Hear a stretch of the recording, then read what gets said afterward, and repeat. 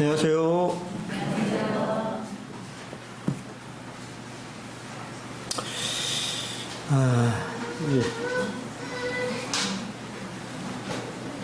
오늘은 바울과 은세공업자들의 만남에 대해서 같이 좀 살펴보기로 합니다.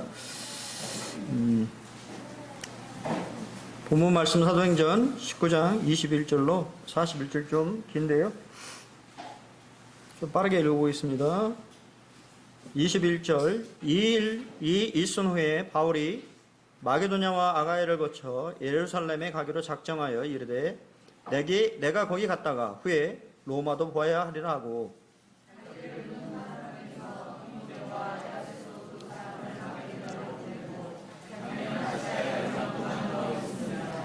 그때쯤 되어 이 도로 말미암아 적지 않은 소동이 있었으니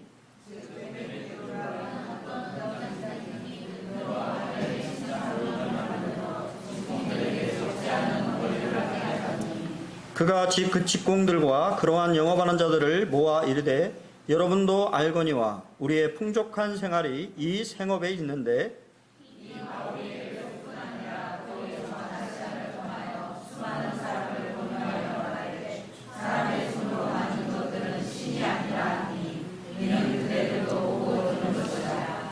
우리의 이 영업이 천하해질 위험이 있을 뿐 아니라 큰 여신 아데미의 신전도 무시당하게 되고 온 아시아와 천하가 이하는 그의 위엄도 떨어질까 하노라 하더라.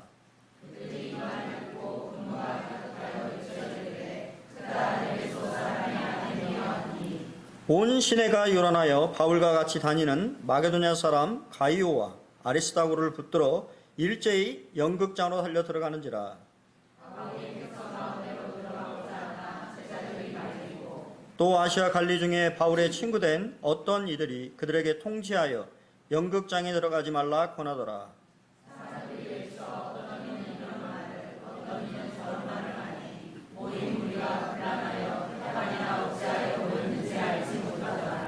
유대인들이 무리 가운데서 알렉산더를 권하여 앞으로 밀어내니 알렉산더가 손짓하며 백성에게 변명하라 하나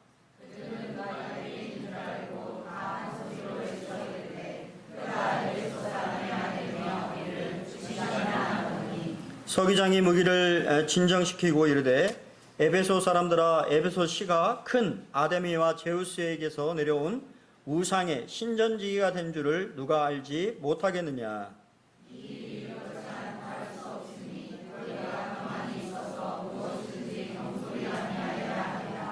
신전의 물건을 도둑질하지도 아니하였고 우리의 여신을 비방하지도 아니한 이 사람들을 너희가 붙잡아 왔으니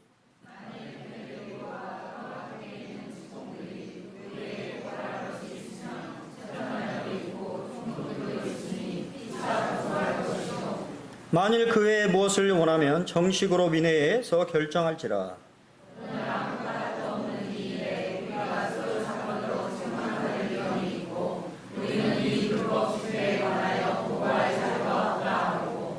이에 그 모임을 흩어지게 하니라. 감사합니다. 먼저는 바울의 꿈, 비전을 우리가 먼저 보게 되는데요.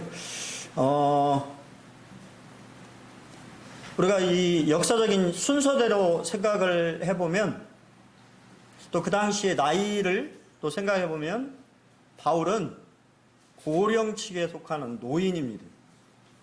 이제 우리가 순교한 그 시기를 좀 연상해서 생각해보면 한 10년도 남지 않은 이제 그의 목숨이 한 10년 후에는 네로 황제에 의해서 순교를 당하게 되는 그런 상태에서 그가 가지고 있는 꿈을 누가는 우리에게 말해주고 있습니다. 그의 꿈은 뭐였냐면 온 세상에 그리스도를 전파하는 것이 바울의 꿈이었습니다. 그는 이제 에베소의 사역을 다 마무리한 후에 다시 마게도냐와 아가야를 거쳐서 예루살렘에 돌아간 후에 로마까지 그 당시에 땅 땅끝이라고 생각할 수 있는 곳이 어디였냐면 로마였고, 로마에 도착한 이후에는 땅끝, 우리가 이제 성경에 나와 있는 스페인이라고 하는 지역까지도 가고자 했던 그것이 이제 바울의 꿈이었습니다.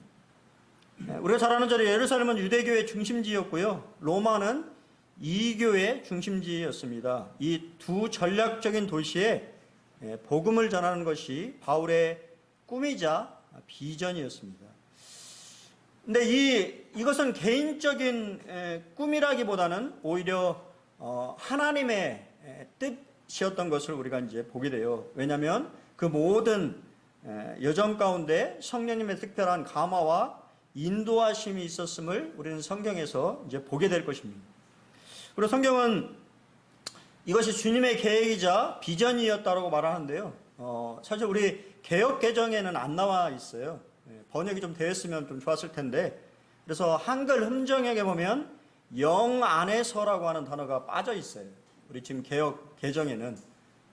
그래서 대부분의 이제 학자들이 어떤 분들은 바울의 영이었다, 바울의 그런 이제 영적인 어떤 그런 것이었다고 말하는 분도 있고, 성령으로 번역하는 경우도 있는데요. 성령으로 번역하는 것이 더 훨씬 문맥에 맞고, 또 우리가 이제 주님의 계획이었다고 하는 것을 생각해 보게 될 때 그 꿈이 그냥 단지 바울 자신의 꿈이 아니라 우리 하나님 아버지의 계획이자 비전이었다라고 하는 것을 생각해 볼 수 있어요. 우리가 잘 아는 대로 이제 나중에 살펴보겠습니다만 그 길은 꽃길이 아니었습니다. 고생길이었어요. 우리가 이제 그 말씀들을 계속 살펴볼 텐데요. 바울은 이미 이 세 가지 것들에 대해서 작정하고 있었던 것을 보게 돼요. 어디서나 복음 전할 준비가 되어 있었다라고 하는 것입니다. 여러분 어떠신가요? 저는 우리 이제 우리 헌유 형제님이 이 전도팀을 이끌고 지금 이 여러 곳들을 방문하시는데 좋은 사역이라고 저는 개인적으로 생각을 합니다. 근데 그것이 이제 교회랑 같이 연결이 되어서 구도자들이 잘 되면 참 좋을 것이다라는 생각이 들어져요. 그래서 우리가 어느 곳에 가서든지 복음을 전할 준비가 되어 있다고 하는 것은 상당히 중요한 그러한 자세인 거죠. 또한 그뿐만 아니라 바울은 언제든지 그리스도를 위하여서 죽을 준비가 되어 있었어요. 여러분 어떠신가요? 주님을 위해서 죽을 준비가 되어 있으십니까? 아닌가요? 나중에 보면 자신을 제물로 들여서 주님을 만날 준비가 되어 있었다고 말하고 있습니다. 우리는 삶에 미련이 이렇게 있을 수 있지요. 하지만 바울은 말하기를 주님 품에 있는 것이 더 좋다고 생각을 했고 그렇게 얘기를 했어요. 근데 실제 그럴 것이 우리가 잘 아는 것처럼 바울은 천국에 갔다 온 사람이잖아요. 아닌가요? 성경은 바울은 천국에 이미 갔다 왔다고 얘기를 하고 그것이 어떠한 곳인지를 알고 있었기 때문에 자세히 그런 자신의 경험담에 대해서 말하고 있지는 않지만 이미 천국을 보고 왔어요. 그 모든 영광을 보고 왔기 때문에 이 세상에 바로 미련이 없었을 것입니다. 그렇기 때문에 자신의 모든 것을 드릴 수 있었지 않을까요? 여러분은 어떻게 했어요? 천국을 보고 오셨어요. 모데오라우스 가시잖아요. 입주할 곳을 미리 보고 오면 와 이렇게 좋은 곳이구나 라고 생각하면 그곳을 위해서 투자하지 않겠습니까? 자신의 삶을 드리지 않겠어요? 실제 그랬다라고 하는 거예요. 우리는 꿈꾸는 자 하면 요셉이라고 하는 인물을 떠올리죠. 요셉은 꿈꾸는 사람이었습니다. 그의 꿈을 이뤄나가는 과정을 성경은 아주 드라마틱하게 얘기를 하고 있고 그것이 비단길이 아니고 고생길이었다고 하는 것을 성경은 이야기하고 있어요. 근데 그것이 바로 그 자신의 꿈이 아니라 주님의 꿈이었던 것을 보게 되고, 그것을 깨달은 요셉은 나중에 자신에게 위해를 가하고 해를 가했던 형들을 용서하는, 주님의 마음으로 용서하는 데까지 이르는 것을 보게 됩니다. 성도님은 꿈이 있으신가요? 주님 안에서 꿈이 있으세요? 우리 군산 본인업계를 위해서 꿈이 있습니까? 예? 예, 있으신. 저도 꿈이 있습니다. 우리 제가 계속 우리 건우 형제가 그 청거에 와가지고 제가 처음 만나자마자 건우 형제 밥 한 끼 내가 해야지 왔으니까 이렇게 얘기했는데요. 이렇게 바쁘다 보니까 밥을 계속 못 먹었어요. 집에 초청을 못 해가지고. 근데 이제 우리 건우 형제가 저한테 물어보는 거예요. 형제님의 꿈은 무엇입니까? 설명을 좀 해줬습니다. 내가 바라는 군산 본인업교회는 이러이러한 교회다. 제가 바라는 교회는 건강한 교회입니다. 사람의 몸이 건강하면 성장은 동반되는 거예요. 성장에 집중하지 않아도 교회가 건강하고 성숙하면 부흥은, 성장은 자연스럽게 되는 거예요. 아이가 엄마의 젖을 잘 먹으면 잘 자라는 것처럼 교회도 마찬가지입니다. 아닌가요? 맞습니다. 성경이 가르치는 진리는 교회가 건강해야 된다고 하는 거예요. 건강하면 자연스럽게 부흥이 찾아오는 것입니다. 제가 바라는 교회상은 건강한 교회입니다. 성숙한 교회예요. 다른 분들이, 다른 지역교회나 다른 분들이 우리 군산 본인업교회를 생각했을 때, 우리 군산 본인업교회 성도들은 참 성숙한 사람들이구나. 그런 이야기를 듣는 것이 제 개인적인 바람이고 꿈입니다. 사실 우리 말씀을 쭉 이렇게 긴 말씀들을 읽었는데요. 이 말씀에 사실은 이면, 내면을 볼 수 있어야 됩니다. 그게 뭐냐면 마귀의 반격이라고 하는 거예요. 우리 말씀을 같이 한번 읽겠습니다. 에베소서 6장 12절 같이 읽겠습니다. 시작.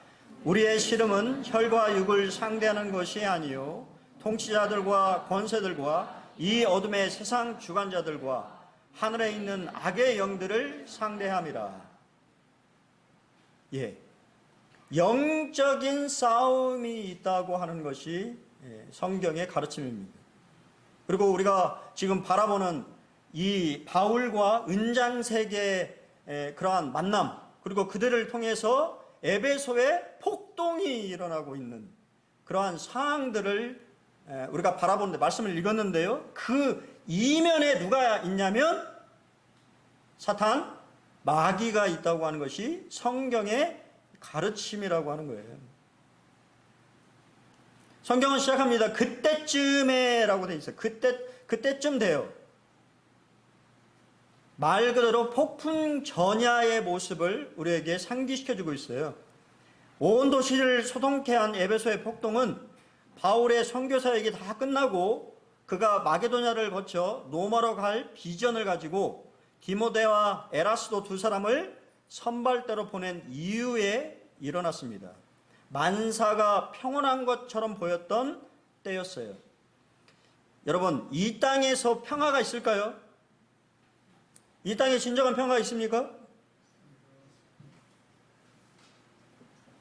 어제 저 뉴스를 보고 깜짝 놀랐습니다. 이스라엘이 카타르에다가 미사일을 쐈어요. 카타르는 전혀 생각지도 못하다가 갑자기 수도에 폭탄이 떨어져가지고 난리가 났습니다. 여러분, 이 땅에 평화가 없어요. 이 땅에 평화를 기대하시면 안 됩니다. 평화가 있다고 하면 주님이 오실 필요가 없어요. 그분은 평화의 왕이시잖아요. 평화를 가져오시기 위해서 이 땅에 임하시는 것입니다.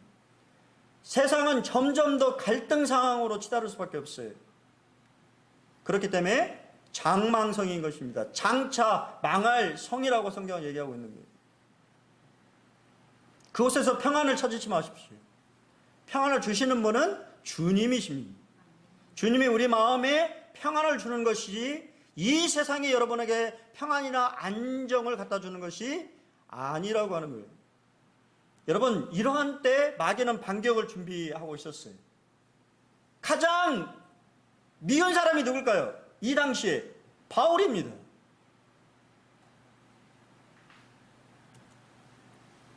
성경은 이 도로 말미암아 적지 않은 소동이 일어났다고 얘기합니다. 근데 소동, 소요라고 번역된 헬라어 단어가 타라코스라고 하는 단어인데요, 통 속에 든 물을 막대기로 휘젓는 모습을 이야기하고 있는 거예요.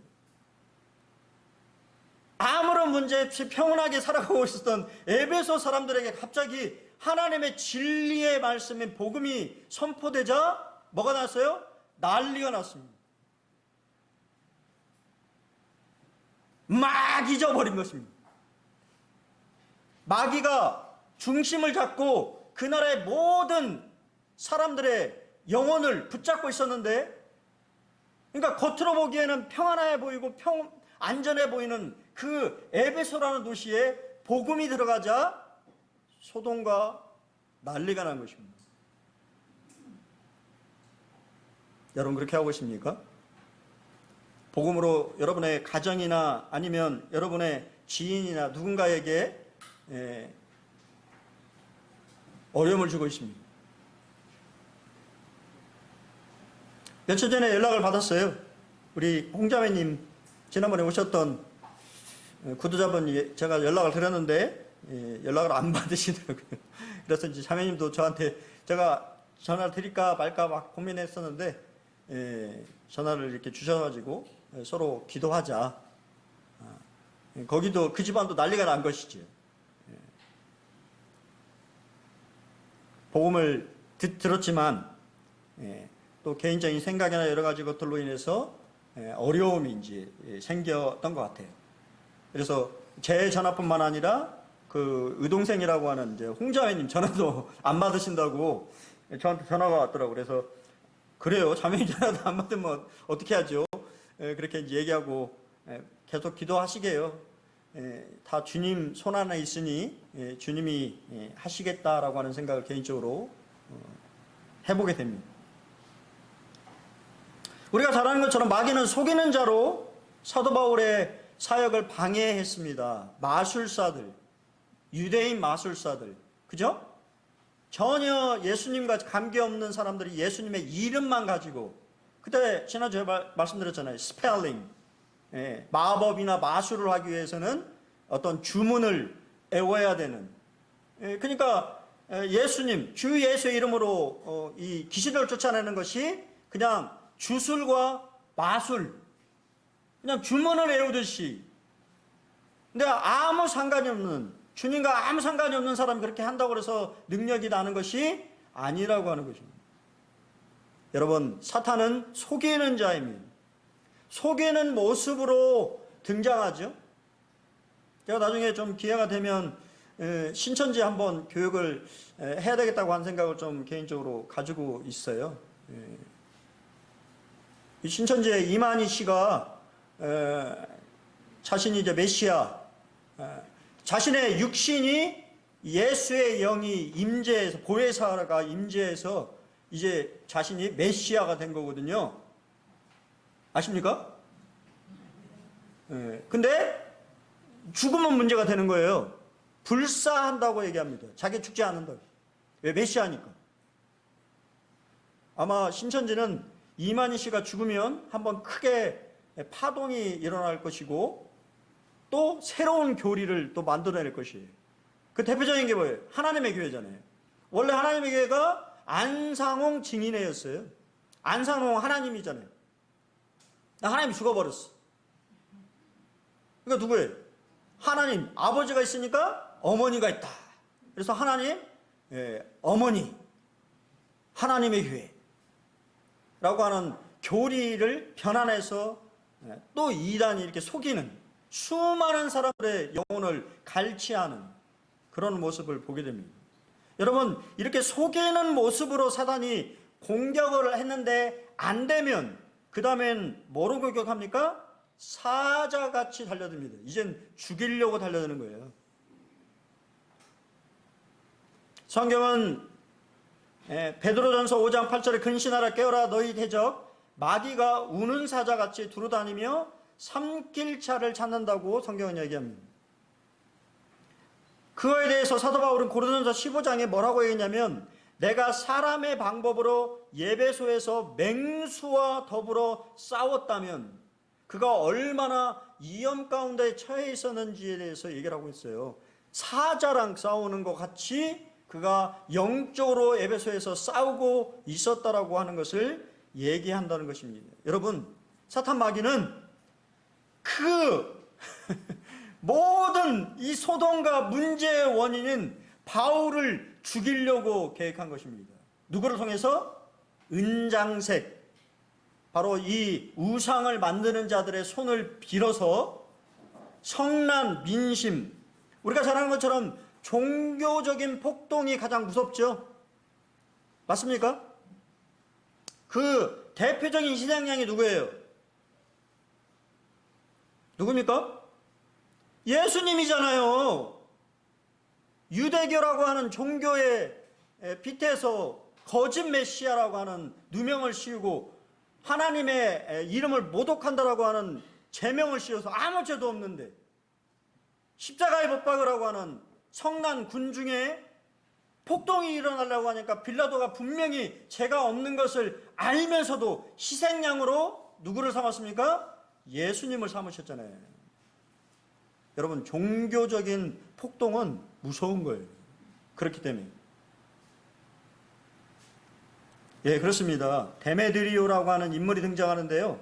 이 데메드리오는 그 당시에 길드장이었습니다. 조합장. 모든 은장색, 그러니까 여기 보시면 이게 이 아데미 신상에 우리가 어디 이렇게 가면 기념품 팔잖아요. 기념품을 만드는 사람들이었어요. 이해가 되시죠? 이 아데미 신전에 예배를 드리려면 이 기념품을 사가지고 아데미 신전에 봉헌해야 됐어요. 그러니 얼마나 돈벌이가 잘 되겠습니까? 이라고 하는 지시대명사가 3번 사용되는데요. 이 생업, 이 바울, 이 영업이라고 하는 단어가 성경에 계속 반복해서 등장합니다. 왜 그럴까요? 그것이 바로 중요하기 때문인 거예요. 그들이 지금 이렇게 소란과 소동을 벌이고 있는 이유가 뭐냐면 이 바울이라는 놈 때문에 우리 먹고 사는 문제가 어렵게 됐다라고 하는 것을 강조하고 있는 것입니다. 지금 네팔에 난리가 난 거 아세요? 네팔에 연락이 안 됩니다. SNS가 차단됐어요. 왜 그런지 아십니까?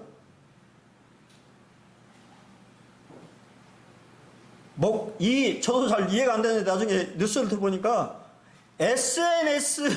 SNS를 통해서 모든 구직 활동을 한대요. 네팔 사람이 외국에서 날아가고 있는 노동자가 350만이랍니다. 350만인데 네팔의 GDP의 40%를 차지한대요.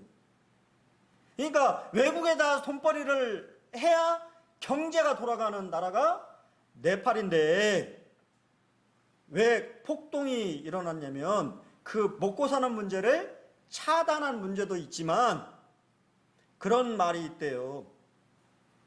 뭐 우리나라도 마찬가지겠지만 네팔이라고 하는 정부에 원래 이 공산주의자들, 공산당 출신들이 혁명을 통해서 네팔 정부를 세웠는데 이게 처음에는 좋은 의도로 세웠겠죠. 민중에 뭐 이렇게 했는데 결국은 자기 배를 채우는.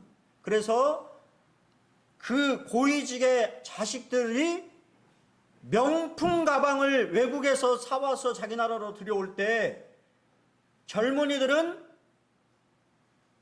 시체 가방에서 고국으로 돌아온다고 하는 얘기가 있다고 하는 것입니다. 시체 가방. 우크라이나에 용병으로 가서 돈을 벌기 위해서 이 가족들을 먹여 살리기 위해서 가면 뭐로 돌아와요? 시체 가방으로 돌아오는 거예요.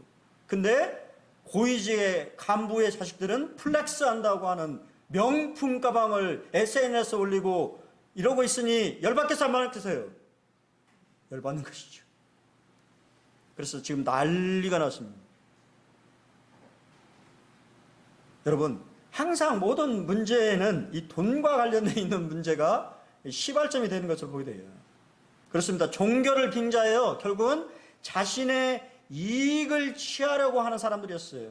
적지 않은 벌이를 하게 하더니 우리의 풍족한 이 생활이 이 우상 만드는 일이었는데 그것을 못하게 사도 바울이 말을 하니까, 근데 직접적으로 얘기한 것도 아니죠.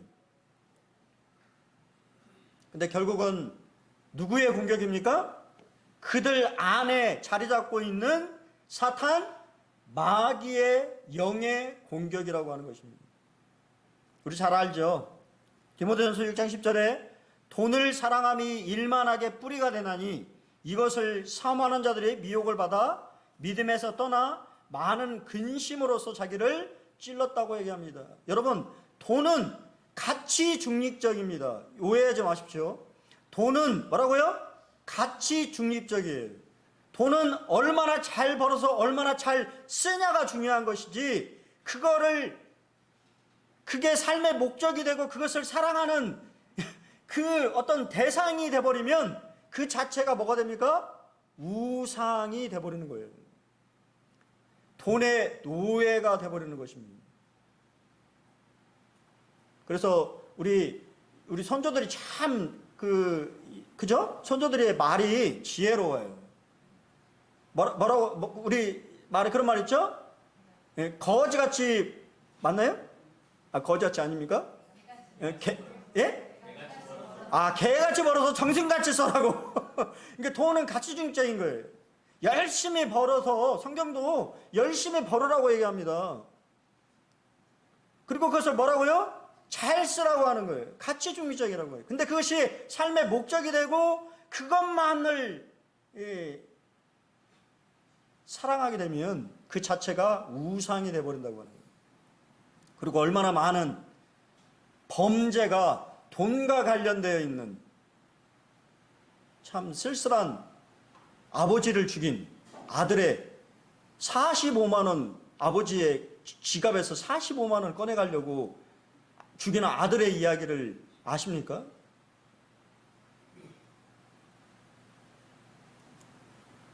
그래서 히브리서 13장 5절에 돈을 사랑하지 말고 있는 바를 족한 줄로 알라고 얘기합니다. 그가 친히 말씀하시기를 내가 결코 너희를 버리지 아니하고 너희를 떠나지 아니하리라 하셨느니라. 이 말은 무슨 말이에요? 하나님이 뭐 해주겠다는 얘기입니까? 책임져 주겠다고 하는 거예요.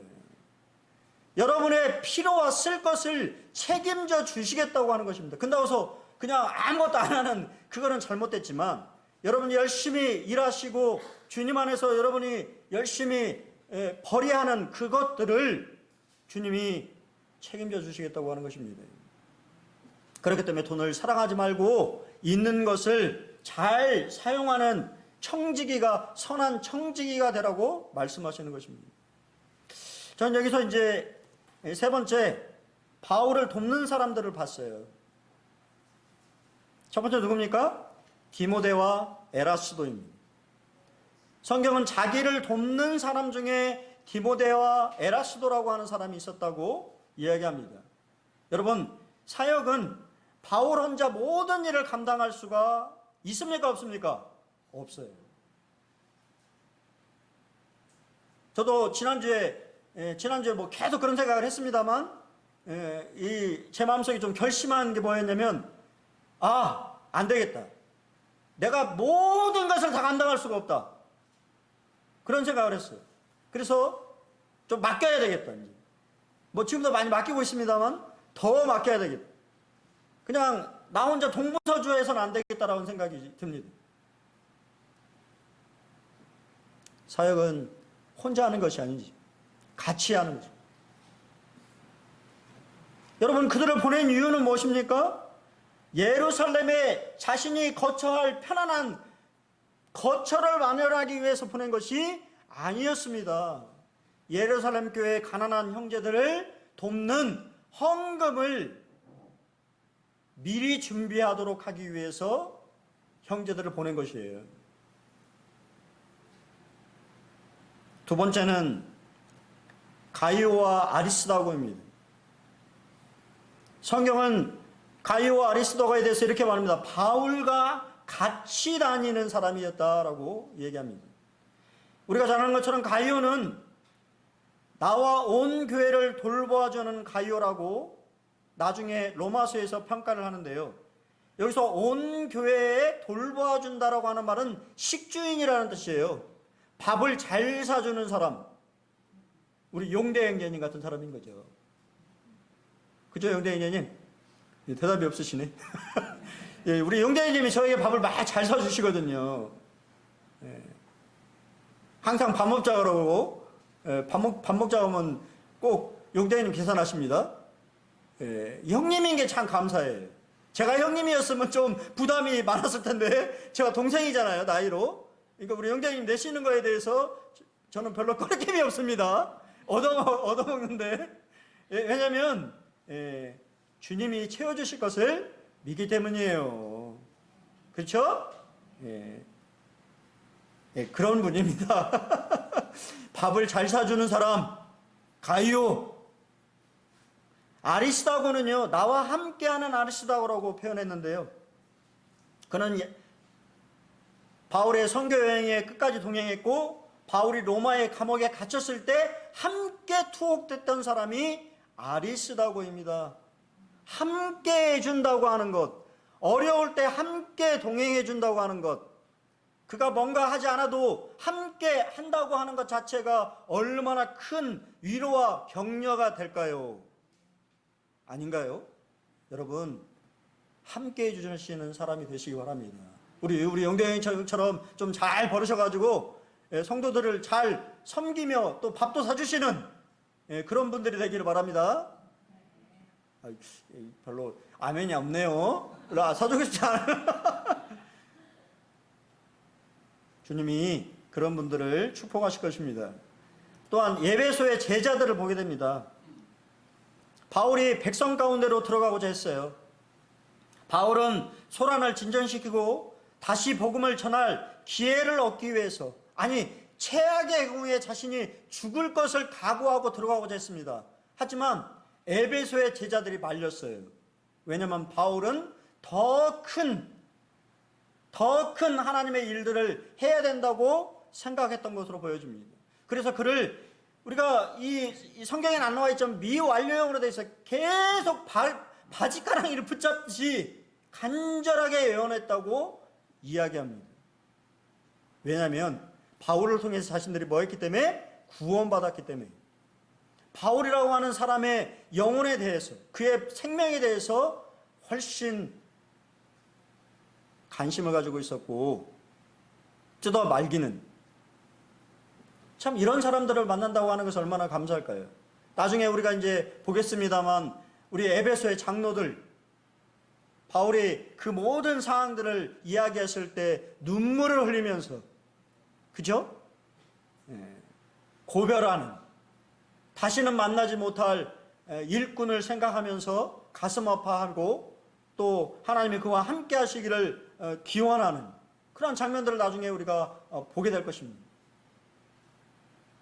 네 번째는요, 바울의 친구된 아시아의 갈리들을 보게 됩니다. 사실 에베소의 상류층 시민들인 아시아의 갈리들 역시 바울에게 목숨을 무릅쓰면서까지 그런 위험에 뛰어들지 말라고 설득하기 위해서 메시지를 보냈습니다. 누가는 기독교가 로마의 적대적이지 않았다라고 하는 것을 계속적으로 강조하기 위해서 이런 사건들을 이야기하고 있어요. 여러분 그렇습니까? 우리가 정부에 반합니까? 기독교인이 정부에 반하나요? 아니요. 전 대학 다닐 때, 제가 대학 들어갔을 때 한참 우리 80 박종천 씨 치사 사건 고문치사로 죽으신 분들 때문에 개학가가 난리였습니다. 데모를 엄청나게 많이 했어요. 아세요? 전 데모를 안 했습니다. 왜 데모를 안 했습니까? 하나님 말씀에 데모하지 말라고 하셨습니다. 오히려 기도했습니다. 이 나라와 이 모든 것들이 잘 진정되도록. 모든 것이 하나님 손 안에 있잖아요. 그렇죠?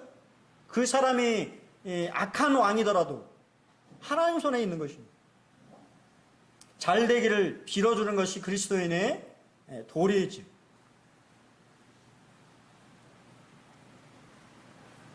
같이 한번 읽어보겠습니다. 갈라디아서 6장 2절 시작. 너희가 짐을 서로 지라 그리하여 그리스도의 법을 성취하라. 아멘이신가요? 여러분, 누군가는 교회에서 많은 일들을 감당하고 있습니다. 여러분들이 도와주셔야 돼요. 우리가 잘하는 것처럼 뒤에서 손 하나만 딱 얹어주면 뒤에 무겁게 지고 가는 그 짐이 가벼워지는 것입니다. 군대에서 행군을 할 때 줄을 지어서 가는 이유는 뒷사람의 군장을 손으로 잠깐 들어주기 위해서예요. 지치고 힘든, 그리고 이게 막 낙오할 것 같은 그런 사람이 발생되면요, 선임들이, 그렇죠, 군대에서 선임들이 그 후임의 무거운 배낭을 짊어집니다. 그래서 끝까지 완주하게 하는 것이 보병의 가장 중요한 덕목이. 끝까지 데리고 가야 돼요. 낙오하는 사람 없이. 여러분, 교회도 마찬가지입니다. 어느 몇 사람이 교회 사역을 하는 것이 아니라고 하는 것입니다. 여러분이 잠깐 손만 들어주시면 교회는 훨씬 더 건강해지고 더 많은 일들을 할 수 있을 것이라고 저는 믿습니다. 네 번째는요, 하나님의 일반 은총입니다. 바로 정부 권력이에요. 대중의 분노는 무질서한 상황에 휩싸이게 만들었습니다. 성경은 누가가 참 이티 있게 말했는데요, 사실 연극장이라고 하는 게 그 당시에 에베소의 인구가 25만이었어요. 근데 연극장에 들어갈 수 있는 인원이 2만 5천 명입니다. 이해되세요? 2만 5천 명이 두 사람을 붙잡고 들어가갖고 막 난리법석을 피고 있는데, 중요한 거는 왜 모였는지를 모르는 거예요. 왜 지금 이런 상황이 닥쳤는지를 몰라. 세상을 웃긴 배우인 찰리 채플린은 뭐라고 얘기했냐면요, 개인은 천재다. 그러나 군중은 머리 없는 개수, 거대하고 야수 같은 바보가 되어 시키는 대로 행동한다고 이야기합니다. 개인은 참 똑똑한데 그 똑똑한 개인이 군중으로 모였을 때는 멍청해진다고 말입니다. 왜 모였는지를 모르고, 왜 지금 이런 난리법석을 피우고 있는지를 모르고 있는. 근데요, 여기에 유대인은 불난 집에 기름을 붓는 역할을 하고 있어요. 자신들에게 불똥이 튈까봐 알렉산더라고 유대인을 딱 밀어가지고 네가 좀 변명도 좀 하고 우리하고는 아무 상관이 없다고 좀 이야기 좀 해. 그러니까 딱 그 군중들이 딱 보니까요, 유대인들을 좋아했을까요, 안 좋아했을까요? 안 좋아했거든요. 왜? 유대인들도 마찬가지로 우상 숭배를 금지하고 있잖아요. 아데미를 믿지 않는단 말입니다. 우상을 섬기지 않는단 말입니다. 그러니까 더 열받은 거예요. 더 열받아갖고요, 성경은 뭐라고 얘기합니까? 2시간 동안 막 아데미 여신을 찬양하면서 더 난리가 나는. 그냥 가만히나 있지. 그죠? 근데 여기에 하나님의 섭리가 작용합니다. 서기장이라고 하는 사람이 등장하는데, 이 서기장은요, 에베소의 치안을 받고 있는 사람이었고 로마와 에베소의 자유도시의 중간 역할을 하는 사람이었어요. 그러니까 사실은 엄밀히 보면 자신에게 불똥이 튀는 거예요. 이 모든 일이 지금 정식적인 집회예요, 아니에요? 예, 아니에요. 신고를 안 받았어. 불법 집회인 거예요. 이 불법 집회를 누가 로마 황제가 알게 되면 난리가 나는 거예요. 그러니까 폭동이 일어난 거잖아요. 엄밀히 말하면 그 폭동을 진정을 못 시키면 본인의 목이 달아나는 겁니다. 근데 그 이면에 누가 있어요? 하나님이 계신 거예요. 하나님이 서기장이라고 하는 권력을 가진 사람을 통하여서 누구를 보호합니까? 바울과 가이오와 아리스도가와 에베소 교회를 보호하시는 놀라운 하나님의 섭리가 작용하고 있다고 하는 거예요. 여러분, 이게 2024년 작년에 기독교 박해지소예요. 보이십니까? 빨간색? 여러분이 생각하는 것보다 훨씬 기독교에 대해서 반감을 가지고 있는 나라들이 많아요. 지금도 여러분이 이렇게 편안하게 앉아가지고 자유롭게 신앙생활을 하고 있는 이 시간에도 수많은 사람이 주님 때문에 목숨을 바치는 박해를 받고 있는 그런 나라가 이렇게나 많습니다. 빨간색으로 표현된 곳은 순교를 각오해야 되는 곳입니다. 근데 우리는 어떻죠? 저는 이 말씀 준비하면서 딱 떠올랐어요. 헌법 20조. 모든 국민은 종교의 자유를 갖는다. 국교는 인정되지 아니하며 종교와 정치는 분리된다. 아멘입니까? 여러분, 우리나라 헌법에는 종교의 자유가 명시되어 있어요. 얼마나 감사합니다. 여러분이 이슬람 국가에 태어나서 생각해 보세요. 대한민국이라고 하는 이 자유민주주의 국가, 그리고 종교의 자유가 있는 나라에 우리가 살고 있는 것에 대해서 감사하시기 바랍니다. 하나님의 보호하심이 있는 거예요. 이 나라 민족에 하나님의 복음이 들어오게 하시고 그 복음을 통하여서 놀라운 헌법에 종교의 자유가 보장되어 있는, 여러분이 전도하는데 꺼리낌 있습니까? 없습니까? 없어요. 뭐라 하는 사람이 있어도 막는 사람, 법적으로 막는 사람은 없어요. 하나님의 은혜입니다. 그런 보호 속에서 우리가 그렇게 하나님의 놀라운 은혜 가운데 살고 있다고 하는 것을 기억하시고 더욱 우리가 주님의 그런 은혜와 사랑을 감사하는 한 주가 되었으면 좋겠습니다. 소리를 많이 질러가지고 찬송은 우리 이명 형제가 해주는 걸로 하겠습니다. 감사합니다.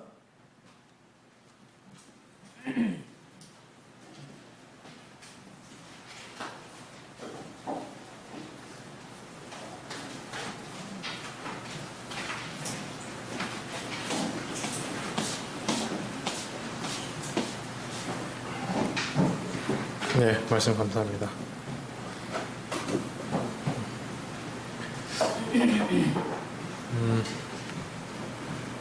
솔직히 진짜 저희 나라만큼 치안이